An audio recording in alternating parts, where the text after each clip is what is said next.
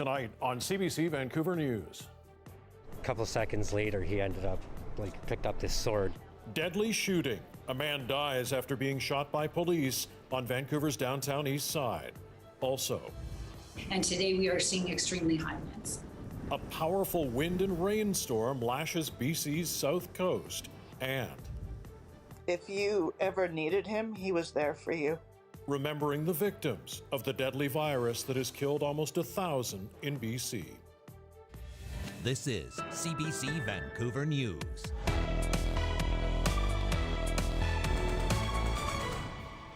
Good evening and thanks for joining us tonight. A man has died after Vancouver police officers shot and killed him on the downtown east side this morning.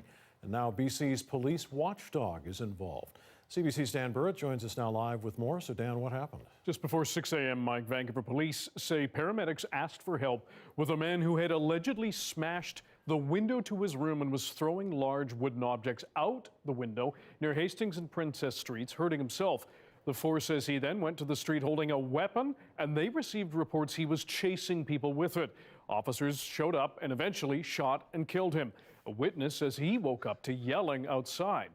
He's trying to run inside of the building, and he just bounced off of it. And then a couple seconds later, he ended up picked up this sword that was approximately about 4.5 feet by a foot wide at the handle, and started walking towards a female officer, and then the female officer ended up bucking off 4 shots, and then another male officer on his left-hand side ended up shooting him again. Now, the shooting happened outside Grace Mansion. It provides transitional housing and is run by the Salvation Army. The agency will not confirm if the victim lived there. Meanwhile, the Independent Investigations Office is looking into this incident and is asking for witnesses to contact it. And the Office of the Police Complaint Commissioner says it will do its own investigation. The OPCC says officers may be compelled to answer questions and provide statements. Mike. All right, Dan Burrett reporting live tonight. Thanks.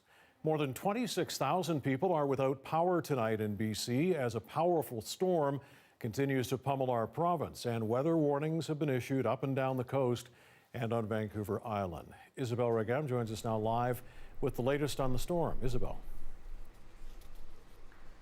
The hardest hit areas are on Vancouver Island and the Gulf Island, where over 20,000 customers are in the dark. And some of those outages are quite significant. Main Island, Saturnal Island, and Pender Island are all completely in the dark.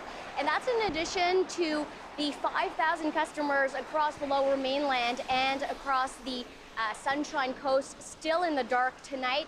It comes as BC South Coast continues to be hit with rain, wind, and snow during the storm. Gusts of up to 100 kilometers an hour. It's what some communities along BC's coast are experiencing today, with some of the hardest winds hitting Vancouver Island. Metro Vancouver is also facing the punch of the storm. The northern parts of Metro Vancouver, such as the North Shore and Coquitlam, Maple Ridge, have a rainfall warning in effect.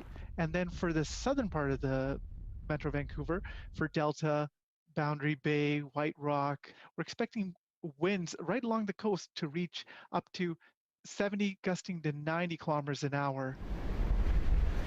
Lines at ferry terminals that are usually packed with vehicles empty this afternoon as BC Ferries cancels most of its sailings on major routes, mostly between the Lower Mainland and Vancouver Island.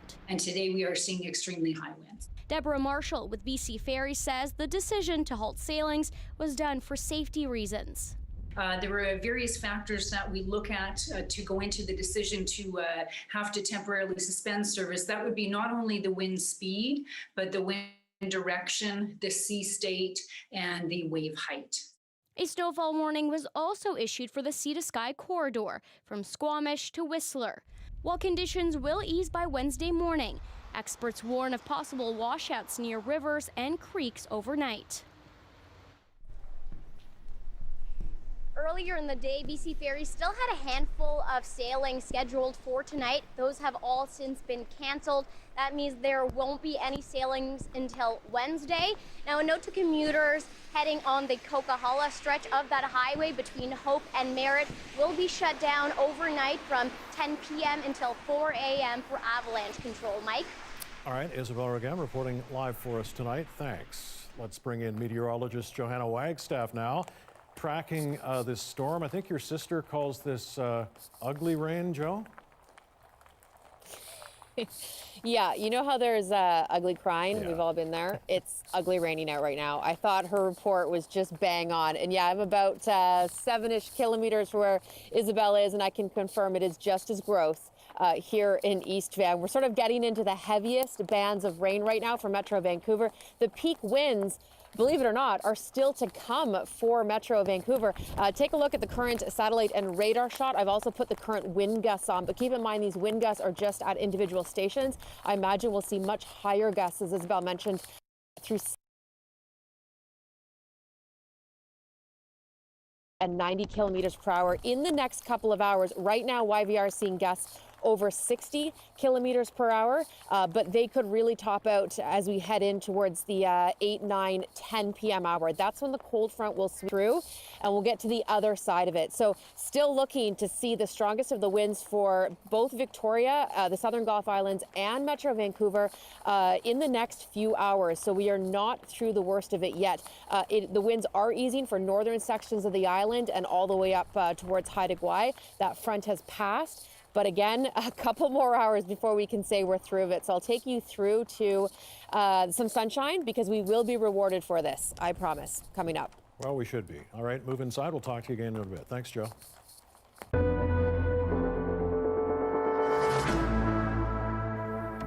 BC's state of emergency for the COVID-19 pandemic is being extended for another 2 weeks.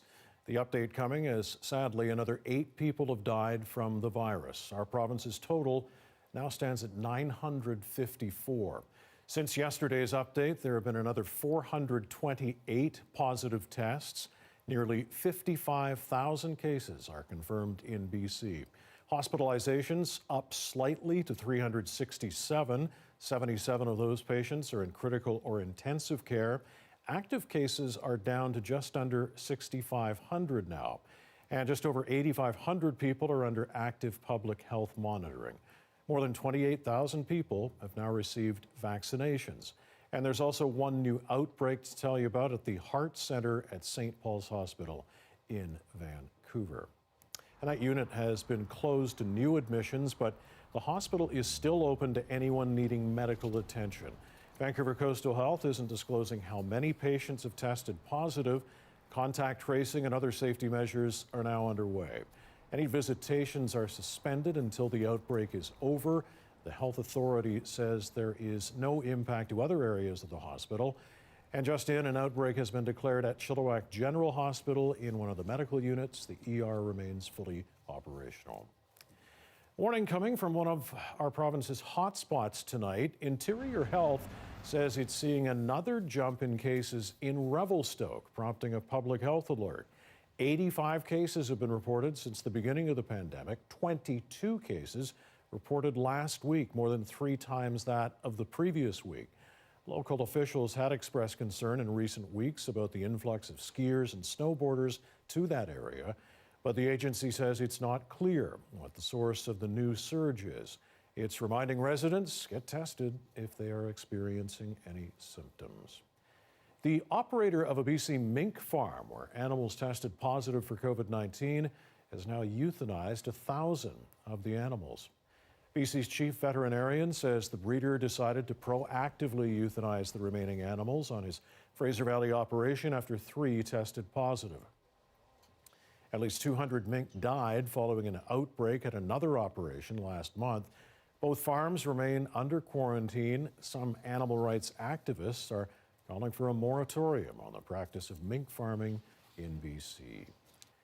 BC's long-term care homes have, of course, been ravaged by COVID-19, but health officials have been reluctant to release specific information on the number of cases and deaths in those facilities. In fact, they reduced transparency in October and haven't provided any official numbers in nearly a month. Tonight, our Justin McElroy asks why and explores what we know and what we don't know about surging cases in our long-term care homes.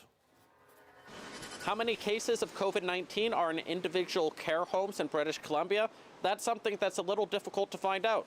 The BC government stopping giving that information out on an outbreak by outbreak, facility by facility basis in October, arguing, according to Bonnie Henry, that it was due to IT issues. Yes, we were receiving early on, when we had smaller numbers, receiving daily updates on the long-term care outbreaks. But as the numbers increase, the actual person power to get that information every day and collate it was taking hours and hours and hours of epidemiology time, because we do not have an IT system that allows us to do that efficiently. However, that answer by Dr. Henry on Monday is different than what Vancouver Coastal Health told CBC News just last month. Then they said it was due to privacy reasons that the individual numbers weren't being given anymore. Whatever the case may be, deaths in long-term care homes in BC due to COVID have skyrocketed over the past 2 months. Less than 20 for the bulk of the pandemic every week, more than 80 in the first 2 weeks of December alone. And with more information coming on Friday for all 3 weeks during the holiday period, expect higher case counts and higher deaths. Justin McElroy, CBC News, Vancouver. And last month, an outbreak of COVID-19 at a Burnaby seniors residence grew into one of the city's worst since the pandemic began. As of yesterday, Aged Care Harmony Court has reported 116 cases of the virus among its residents and staff, and there have been 28 deaths. As Belpuri reports from our CBC Impact team, among those being remembered is 88-year-old Rolf Hundvik, who died just days before Christmas. There's a little wooden chess set. Simply a trinket? Perhaps. But sometimes little things grow into very big things. I mean, we've been together for 60 years. Together with the chess set and the man who gave it to him. Graham Manuel's grade 5 teacher was Rolf Hundvik. It was 1962 in Vancouver. The next year, Rolf left for Europe and challenged his students to stay in touch. On a lark, Graham wrote to him. And he responded, and then my mother, bless her heart, she says, "You write that man back. He was nice enough to send you a card." And then he brought me back a little gift from Russia, a little carved chess set, and I've had it ever since. The teacher and pupil, and later their wives, were friends for life. Rolf and Shirley both liked to cook. He liked to have formal dinners, and you'd have your different wines and different wine glasses, and it was beautiful. Rolf was a music-loving, particularly opera, globe-trotting, sharp-dressed man. He loved shopping for cufflinks. Took pride in how he looked and thought everybody should, dress up. Rolf was 19 when he first started teaching in a one-room schoolhouse on the BC coast. Almost 4 decades later, he retired from Vancouver's David Thompson Secondary. He loved living life through the eyes of children.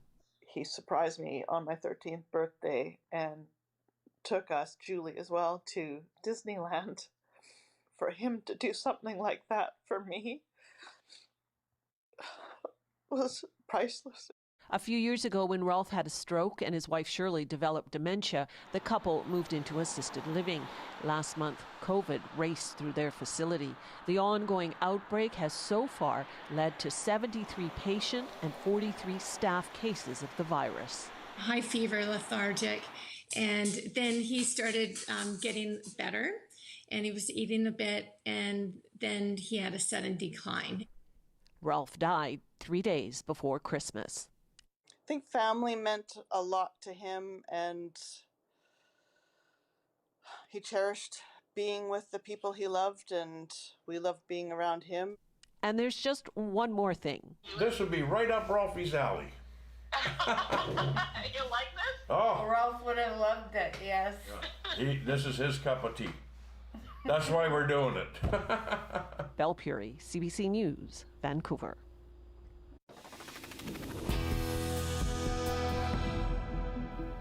Vancouver police and firefighters rushed to the scene of an explosion this afternoon under the north end of Vancouver's Granville Street Bridge. Concrete was turned to rubble under the bridge between Beach Avenue and Pacific Street. Vancouver Fire Rescue says the call came in at about 3. Crews arrived to find a car fire nearby, which was quickly put out. The fire department says it's not clear if the fire and explosion are related and they continue to investigate the cause, but say it doesn't appear suspicious. BC Hydro is also investigating. Charges have now been laid after a brutal assault on a Walmart employee who had asked customers to mask up, and a warning the video contains graphic violence. It happened at a Walmart store in Dawson Creek in November. Video showing a man sitting on someone, punching them repeatedly, while others can be heard telling him to stop. 2 people have now been charged with assault. Walmart tells CBC News the incident was unacceptable and deeply troubling. The employee suffered minor injuries. Well, Vancouver's real estate market ended 2020 with a bang despite the COVID-19 pandemic. Home sales jumped 53.4% in December over last year. The Real Estate Board says over 3,000 homes were sold that month. The composite price for a Vancouver home ended the year at just over $1 million. That's up 5.4% over last year. Apartment sales were up 40% over last December. And a reminder, you can also watch our newscasts live on CBC Gem. CBC Vancouver is also on Facebook, YouTube, and Instagram. A surge in cases of COVID-19 in Quebec shows no signs of letting up. Just ahead, the radical step that province is considering to try to slow the spread of the deadly virus.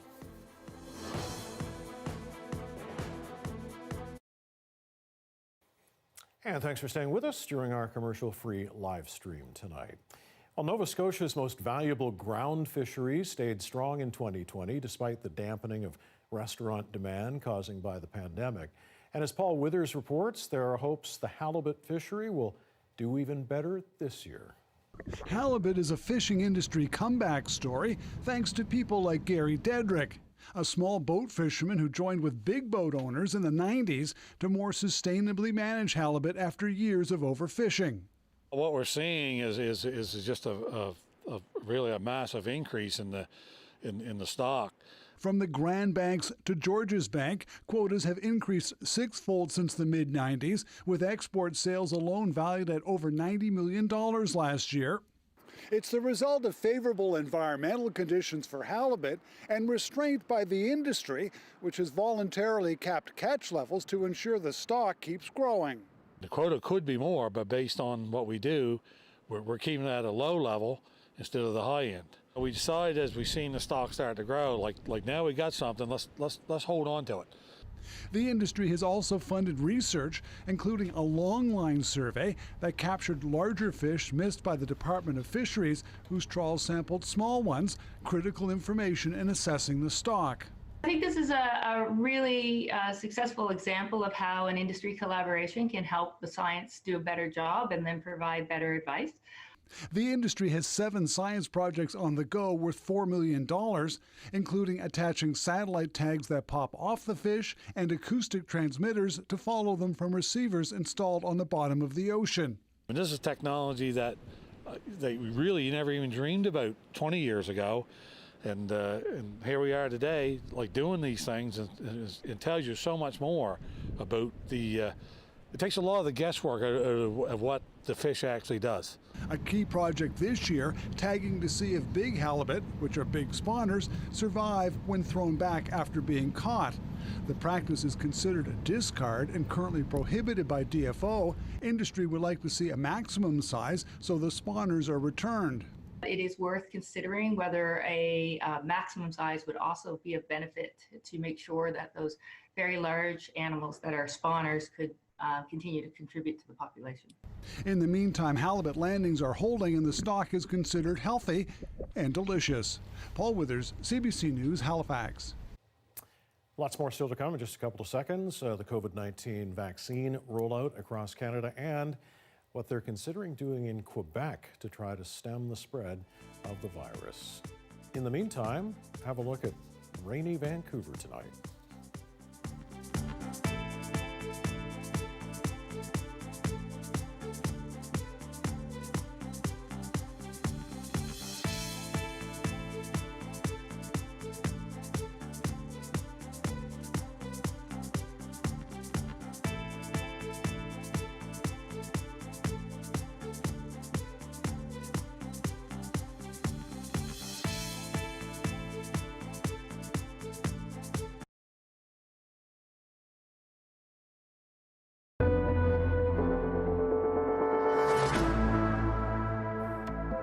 As COVID cases continue to surge in Quebec, authorities there are considering a measure not yet tried anywhere else in Canada. As Jayla Bernstein reports, an overnight curfew could be coming. So you got good? Beverly Spanier was one of the first people in Quebec to get the vaccine. It was such a hope, such a miracle. Then she fell ill with COVID, infected before the vaccine could kick in. She's just one of thousands of new cases in recent weeks. The 7-day moving average for new cases now more than double what it was last spring. The curve is not flattening. There has to be a sense of urgency communicated to the general public as to how serious this situation is for our entire healthcare system. Some hospitals in Montreal are now operating at or above capacity, and it could get worse. The province is already in partial lockdown, but that hasn't had the impact the province had hoped for. These measures don't work because they're not consistent and thorough enough to really provide the kind of control that we need. To control the spread, Quebec Public Health is recommending the government impose a curfew. That would be a first for any province, though some regions have imposed curfews. The Premier will announce Wednesday if his government will go that far. Even if there is no curfew, tougher restrictions are expected. Measures have been put in place in Canada, in Quebec, but we relied a lot on the goodwill of people. Officials estimate about a third of Quebecers broke the rules over the holidays and gathered with friends or family. It'll take more time to see how that boosts admissions to hospitals and intensive care. I am more frightened currently that we're going to be lacking resources than I was during the first wave. Some Montrealers say a full lockdown might be the best option. This boy says he knows it's tough not to see friends, but people shouldn't break the rules. Je les comprends, mais en même temps, faut pas faire ça. I understand, he says, but you shouldn't do that. It's that or you getting sick or your loved one getting sick, and it's just sort of time that we all just band together and do the right thing. Jayla Bernstein reporting from Montreal tonight. And that talk of a curfew comes as a major Canada Post sorting plant deals with an outbreak. The union representing Canada Post workers says more than 100 of its members have contracted COVID-19 at a Montreal Post facility.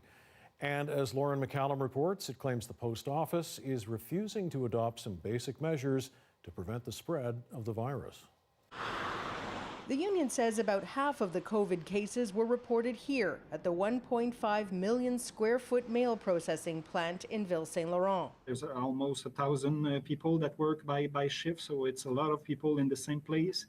The context of the rush that we had for the holidays was complicated. Robitaille says Canada Post has refused its request to install clearly marked permanent hand sanitizing stations at every entrance to the plant. He says managers have also refused to stop hosting lunches and gatherings for employees. They do some lunch get together so everybody can feel the appurtenance with the employer and Canada Post, and we think those types of events should not occur throughout a pandemic like we have right now.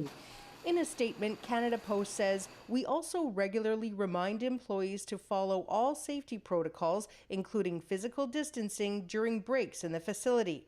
The Crown Corporation also says, we follow physical distancing protocols, face coverings have been provided and are mandatory, and we have cleaning supplies and sanitizer throughout the facility for employees to use. And while it acknowledges there have been positive cases of COVID-19 within its workforce since Christmas, Canada Post says there's no evidence of an outbreak. Lauren McCallum, CBC News, Montreal. More than 420,000 doses of COVID-19 vaccine have been delivered across Canada, but there are growing concerns tonight about how little of it is getting into people's arms. Just 148,000 doses have been administered so far. The Prime Minister says he's frustrated with the pace of inoculations, but is confident it'll get better. We've been able to ramp up over the past number of weeks in terms of vaccine delivery, but now is the time with the new year upon us to really accelerate, and that's certainly what I'll be talking with the premiers about on Thursday. Prime Minister says Canada should have more than 1 million doses of both the Pfizer, BioNTech and Moderna vaccines on hand by the end of this month. And he feels positive everyone who wants the shot will have it by the end of September. Meanwhile, Ontario is vowing to pick up the pace of COVID-19 vaccinations, starting in long-term care homes. The Ford government has set January 21st as the date it will complete vaccinations for all long-term care residents in the worst-hit parts of the province. But as Mike Crawley reports, some are still saying that's not fast enough. A team from Michael Garron Hospital arrives at the True Davidson Home for the Aged, armed with vaccines against COVID-19. Are you ready? Mobile teams from the hospital have already vaccinated some 2,200 residents and staff at long-term care homes in Toronto's East End. Lovely, how was that? It's part of the push to vaccinate at all long-term care homes in the places worst hit by COVID. That's Toronto, Peel, York, and Windsor-Essex. The government's target for achieving that goal, January 21st. Throughout this pandemic, it might take us a week, maybe a couple weeks to ramp up, but once we get the machine going in Ontario, we kick butt. We want to ensure that those vulnerable people, that is our first priority, are going to be protected as soon as we possibly can. But is it soon enough? That deadline sets a pace of vaccinating barely 3,000 people per day. It's slow, and again, those delays are going to cost lives. The province is not giving a timeline for when it will vaccinate long-term care residents and health workers in the rest of the province. The fact that we're struggling with distribution right now at a point in the epidemic where this really could make a difference, it's frustrating. Ontario is expecting to receive another 80,000 doses of the Pfizer-BioNTech vaccine each week in January. Another 50,000 doses of the Moderna vaccine are due next Monday. It's more easily deployed to long-term care homes because it doesn't require ultra-low temperature storage. Yes, thank you, and we'll come back in 28 days. Amid all the questions about the pace of the vaccine rollout, Premier Doug Ford has not held a news conference for 2 weeks. In that time frame, the number of COVID patients in hospitals has risen by 34%.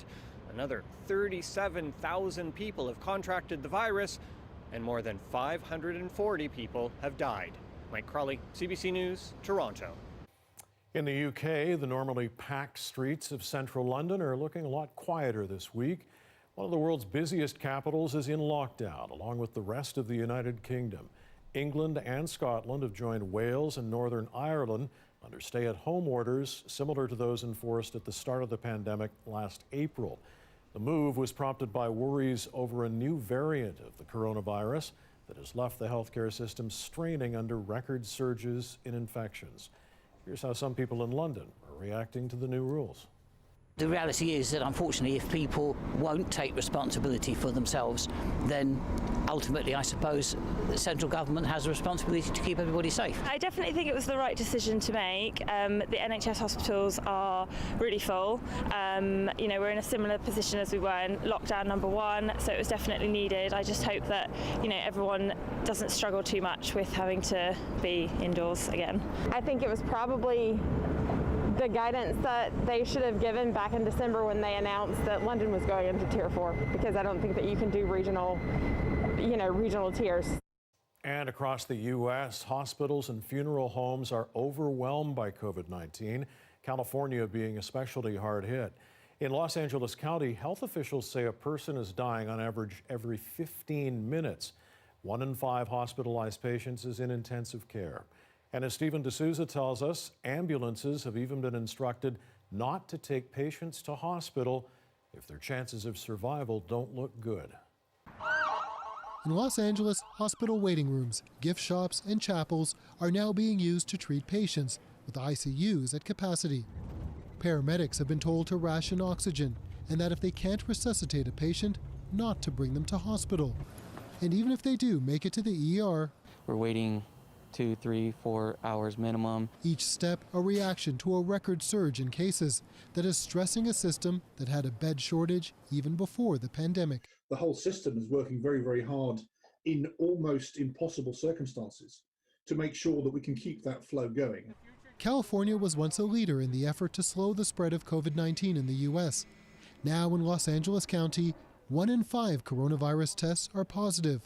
The county has the most cases and deaths in the country. We are literally in a surge upon a surge upon a surge, and it is literally like a tsunami. The National Guard has been deployed to hospitals to help overworked staff and to help the coroner's office deal with the bodies. We have a lesson here to be learned, which is that the minute that you start to relax, this virus takes advantage of that opportunity and spreads. With community transmission rampant and the variant first discovered in the UK already here, the fear now is over Christmas and holiday travel. We haven't yet seen a post-December surge.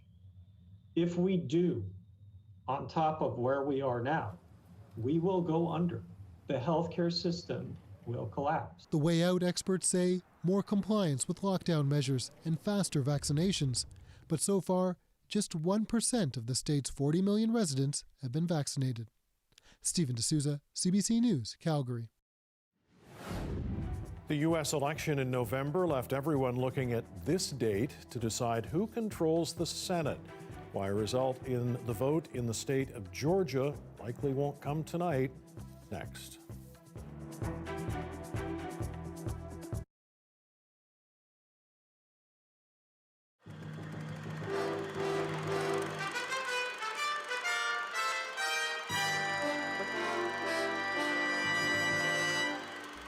Bill 56, no matter how you slice it, legally and de facto, is an amendment to the Lord's Day Act.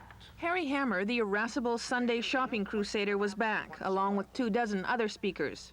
About a quarter of them called for very restricted Sunday openings. Most wanted some kind of compromise, and predictably, Hammer called for a provincial-wide law that exempted no one, either way. Now let's take up some of these special interest groups. Let's discuss Gastown and Chinatown and place it right where it should be. I agree with their strategic aim to be allowed to conduct business on Sunday. But I disagree 100% that the method is to seek it through an exemption. I urge you to consider lumber yards, home improvement center, building supply retailers.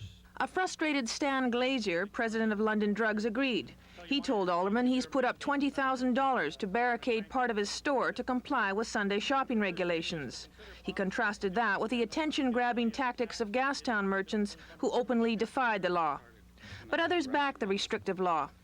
Our union, as is most of the labor movement, is against Sunday shopping. Lyle Osmondson of the Teamsters Local 131, along with George Johnston, who represented a coalition of churches, retailers, and labor groups, offered that Sunday shopping destroyed family life. The fact is that people say, well, if people work on Sunday, they get some other day in the week off. But those that have children, getting a day off in the middle of the week is not an exchange for Sunday. A special representation for us so that we can be Bookstore owner Bill Duthie allowed that while most shops should close, bookstores offered special recreational value. Others said lumber yards, tire stores, and player piano shops were needed by Sunday shoppers. When it was all through, aldermen had a list of 6 possible Sunday exemptions. They include shops in Gastown, Chinatown, Granville Market, and Japantown, as well as bookstores and record shops. That list will go to Council Tuesday, and it's expected it may be expanded. Meanwhile, a referendum on Sunday exemptions could occur in 3 months and would cost city taxpayers $270,000. That fact was harshly criticized by Alderman May Brown, who said Council could have avoided a lot of money and trouble if it had simply included the vote during the last November civic elections. Holly Horwood, CBC News, Vancouver City Council.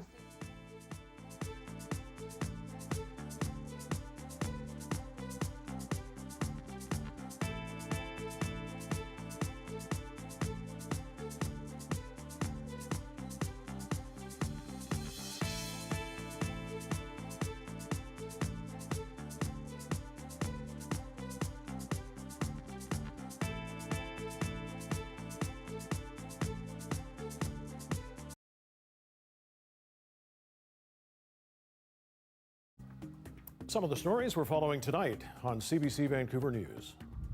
A couple of seconds later, he ended up picked up this sword that was approximately about 4.5 feet by like a foot wide at the handle, and started walking towards a female officer.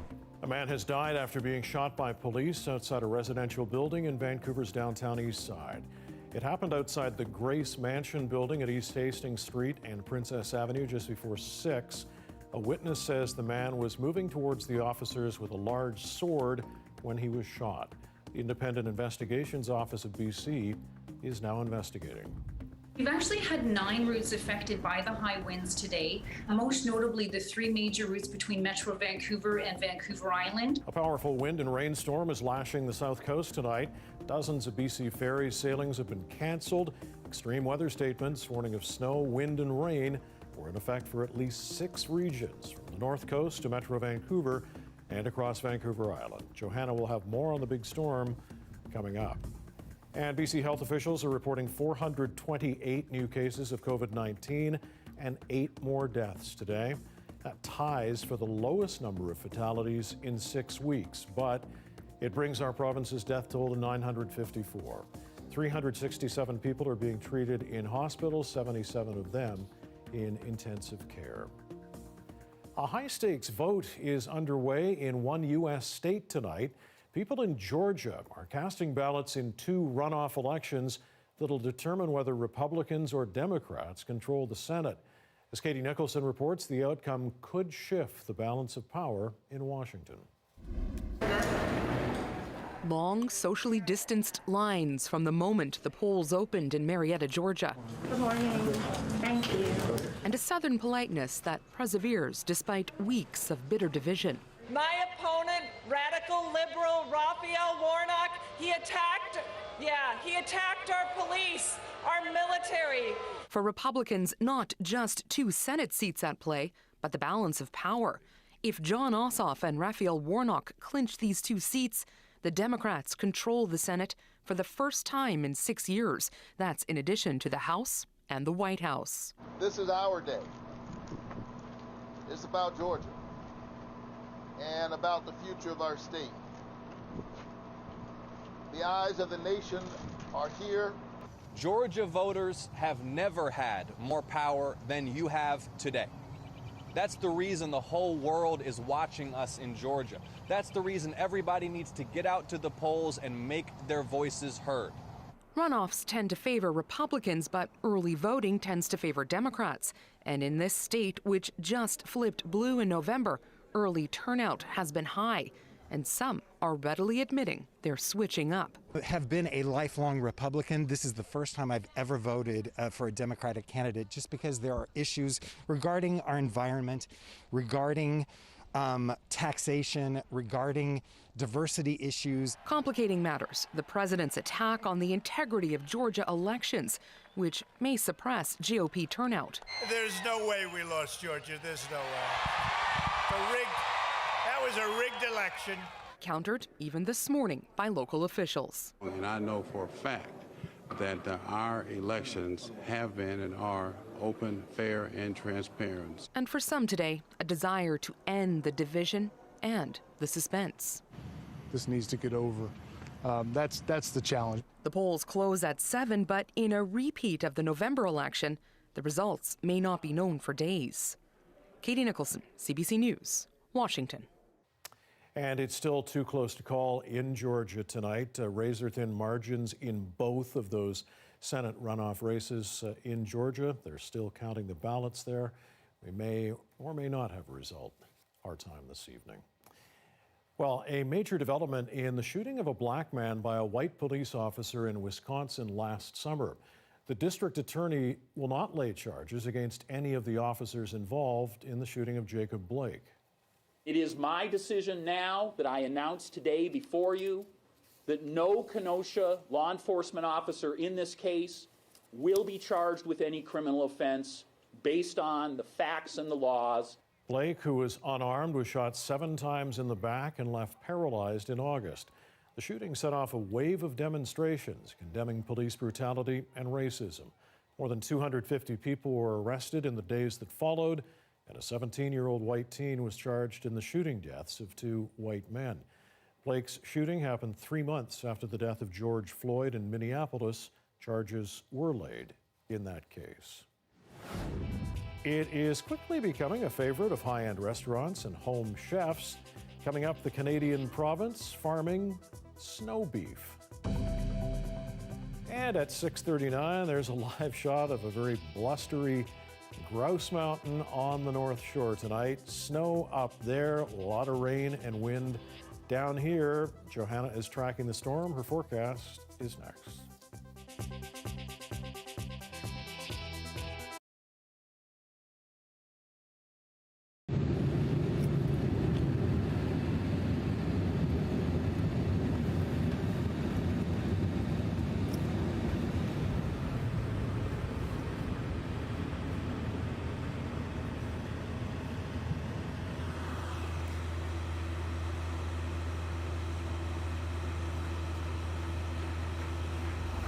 NWT resident? Yes. All right, I'm just going to start with your license plate. I am Lauren Curry from the NWT Alberta border. I was running my own business mowing lawns. Yeah. So I took a year off to come and do this and kind of get you out of the comfort zone. You feel like you're doing the right thing by keeping the border safe as a personal duty, I guess.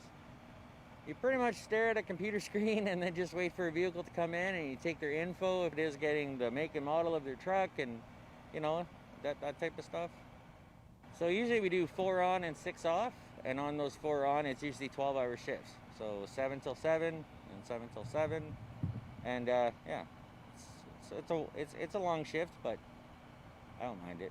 Yeah, you're sleeping here in camp and on your 4 days on, and then you go home on your 6 days off and do your laundry and redo your food and start all over again.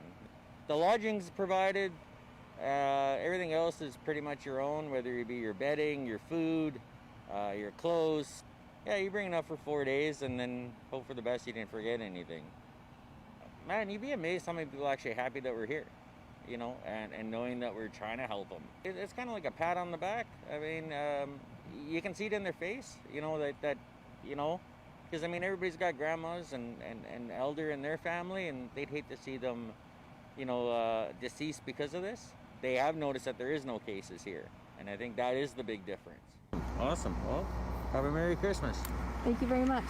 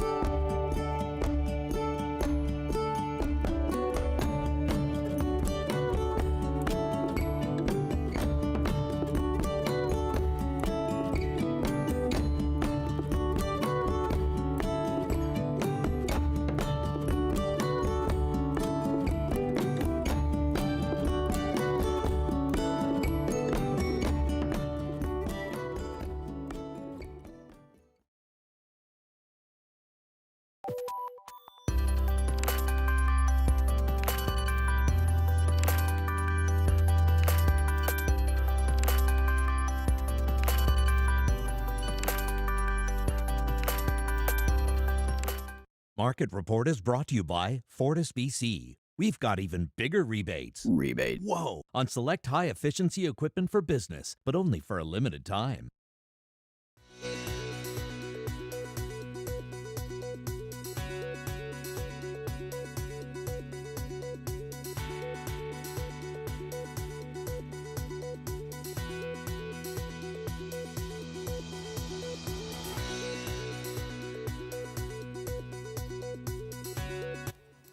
Heavy snow in central Italy left more than a dozen people trapped in a resort area of the country and prompted a major rescue effort for 2 of them.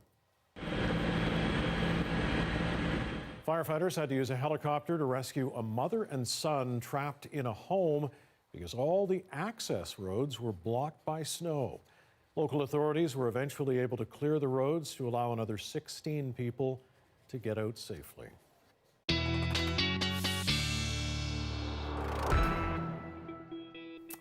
Meteorologist Johanna Wagstaffe back with us now, tracking this latest storm that's causing a mess out there tonight. Yeah, well said. It is still very messy with the cold front still to reach Metro Vancouver. So we're still waiting for our strongest gusts. But I've added up or taken a look at some of the peak wind gusts across the West Coast so far.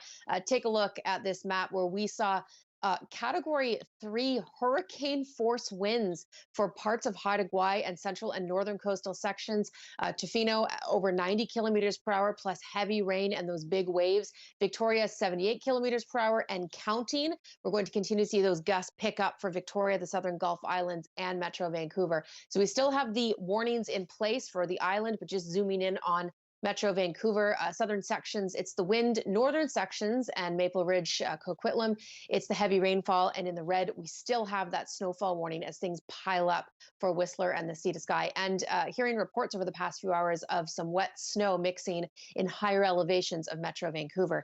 Here's the latest radar look.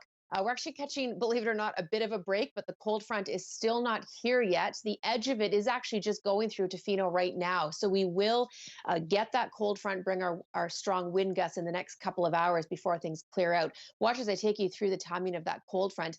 It was a long-lasting event, but it'll race across the interior tomorrow. So through Wednesday, we actually do have a bit of sunshine as high pressure builds in tomorrow afternoon, lasting through most of Thursday. And then a little system will try and skirt in for Thursday night into Friday. Not a washout for Friday by any means, but I will put a few showers in for the end of the week. So here's the timing on that cold front again, just pausing around 9 a.m. So in the next couple of hours, I think that's when we'll see the winds shift for Metro Vancouver and the front track eastward. Winds will be shifting from the southeast to coming in from more of a southwesterly direction. So that's what's in store for the overnight with pretty clearing skies. We'll even get some sunshine by mid-morning, I think. It's not an all blue sky Wednesday, and I have to keep a few showers in there, but definitely the break we have needed for what, the past year? Well, the past couple of weeks anyway, from 2020 into 2021. Quick look across the province. We do have some sunshine. It really loses its punch with some nice rain shadows happening on the east side of both mountain ranges. So catching some sunshine in through the southern interior and the Kootenays.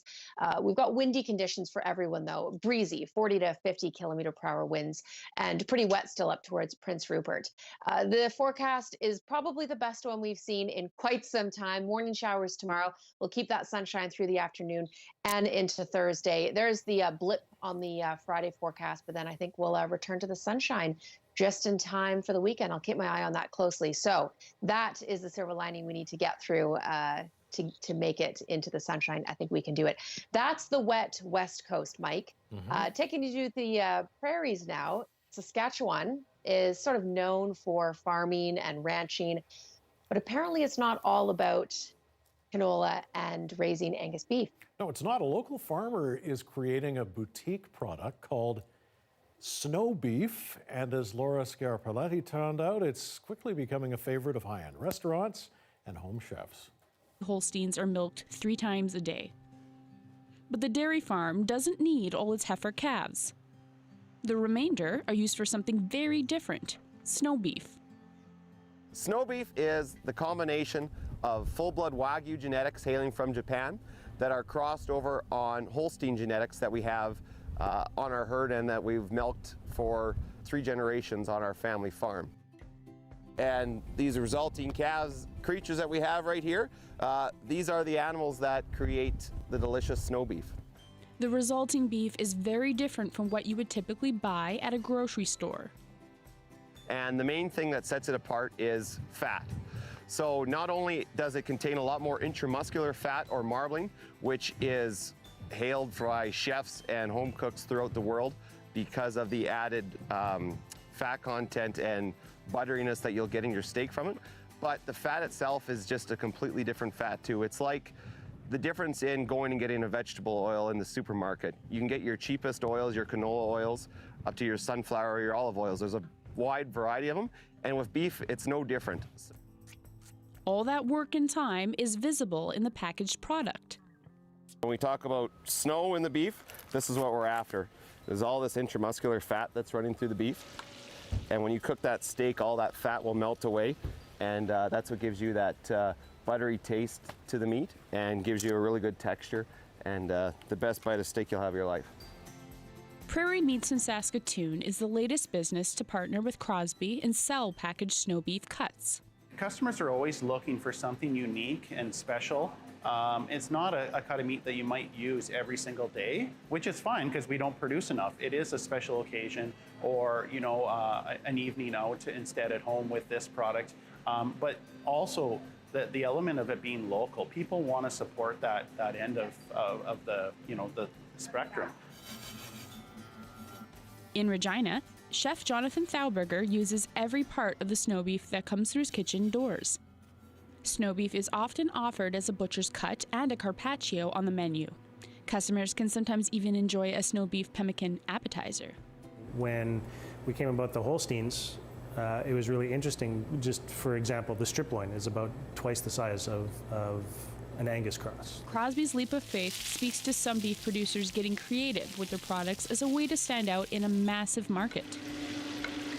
It's also an indication of customers who are increasingly conscious of the quality of the meat that they're buying and where it comes from. Then when there's a story, you're talking about a local farmer who's doing this boutique product, and you know it's you can come here any particular day and have a different cut. You know, it's a great story. Ian Crosby's snow beef gross sales have increased every year. He says he expects it to continue trending upwards. Laura Sharpaletti, CBC News, Regina. New Year's Day polar bear swims were, of course, canceled because of the pandemic, so many would-be dippers took to the internet to find creative ways to take the plunge. We'll show you that next.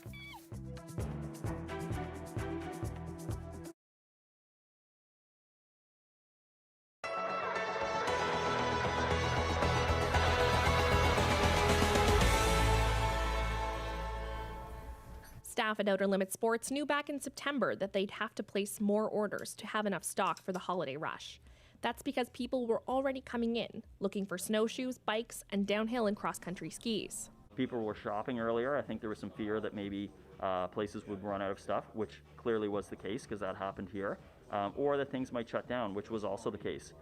Since then, they've sold out multiple times, and now whatever is left in the shop is what they will have for the season. Right now, when we get a shipment of bikes in, if we were to get 10 bikes in, often 5 of those bikes are pre-sold. Business is also booming at Source for Sports in Summerside. Customers are coming in looking for winter clothing, skates, and snowshoes. The store usually doesn't even sell snowshoes before the snow arrives, but now they're down to just 4 pairs in stock. And I attribute it most to people being cognizant that they want to shop local and support local because it's been tough times, and then with the bubble being closed and you can't go off island, where we had a lot of people that do go to Moncton or go to Halifax for a day or for the weekend and do some Christmas shopping. They couldn't do that this year. In Charlottetown, Sporting Intentions is completely sold out of snowshoes, but hopes to get another order in the coming days. The shop sold more snowshoes in October than all of the previous year, and this is all they have left for Nordic skis. Staff say they've never seen anything like this before. It's great. I mean, I think that we're already seeing people who did start in the spring and summer, maybe rediscovering the outdoors or coming back to it, have really loved it. And I think it's going to continue. It's not going to be a one-year thing.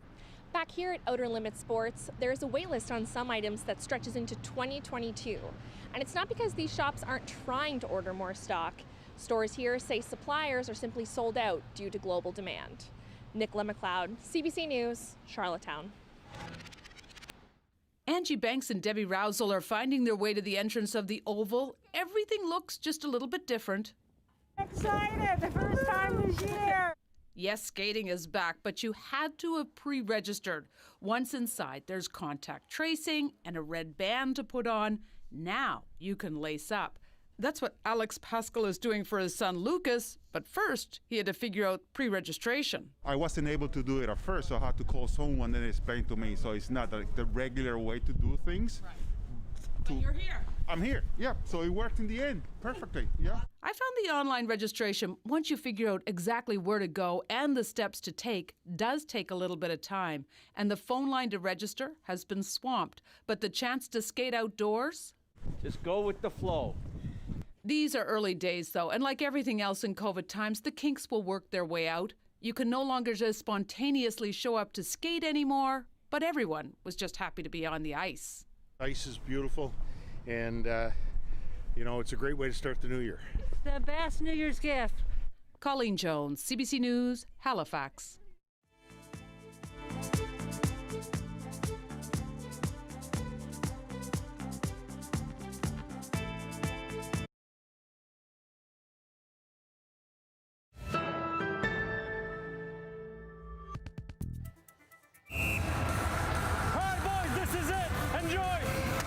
Just a short time ago, the puck was dropped in Edmonton for one of hockey's most iconic rivalries. Canada up against the United States in this year's gold medal game at the IIHF World Junior Hockey Championship. Earlier today, Finland won bronze against Russia. Canada has won 3 of the last 6 and is looking to win back-to-back trophies tonight.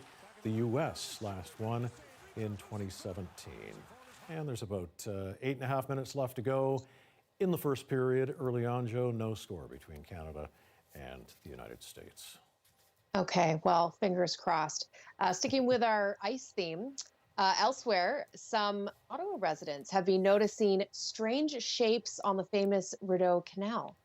But the National Capital Commission, which manages the skateway, says there's nothing strange about them. They're the result of ice flooding operations to thicken the frozen surface. And this year, crews are working farther apart to socially distance. The canal, of course, is the oldest continuously operated canal system in North America. Very cool to look at, though. Wow. Yeah. Outdoor activities in general have become quite popular, of course, during the pandemic. Over to Regina now, where skating is high on the list. Yes, it is, but with current restrictions in place, ice time's hard to come by, especially at Iceville at Mosaic Stadium. Saskatchewan's largest indoor rink is big enough to fit more than 6 NHL-sized ice surfaces, but only 30 people are allowed on the ice each hour due to social distancing rules. Some 16,000 people attempted to snag the latest round of 1,700 tickets, now with many unhappy residents voicing their displeasure. The rink says it's changing the booking process. Yeah, there are a lot of outdoor activities happening right now. Every January 1st, with or without the pandemic, thousands of people head out to the BC's beaches to welcome in the new year with a freezing cold dip in the water. Yes, many people do. Some of us don't. But this year, some opted to do things differently because of, as you say, the pandemic. Here's a look at how a few British Columbians took part in the annual polar bear swims virtually. Okay, Vancouver. 1, 2, 3.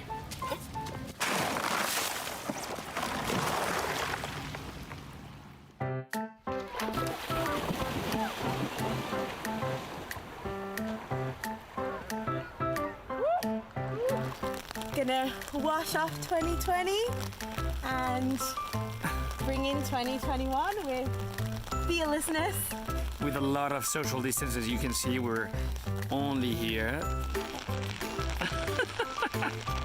Here are your instructions for Polar Bear Swim 2021. You need a bucket, a large bucket, or a bathtub, or a kiddie pool. Yes. Whoa. 2, water. Ice. This is the Polar Bear Swim. 7 degrees Celsius is the recommended temperature. It's cold, but it's a good thing to do. In you go, Jess. Quick. God. Oh, shit. Now I'm going to have to do it. Fully dressed Scotsman, well, not fully dressed because I'm a real Scotsman, in the bath with a BC flag, BC Lions hat, Today I was supposed to be in Vancouver. I was supposed to be celebrating New Year, British Columbia, Canada. Obviously we can't do that. The other optional ingredient, polar bears. I like to use 2, some 1, some larger ones, 2 polar bears.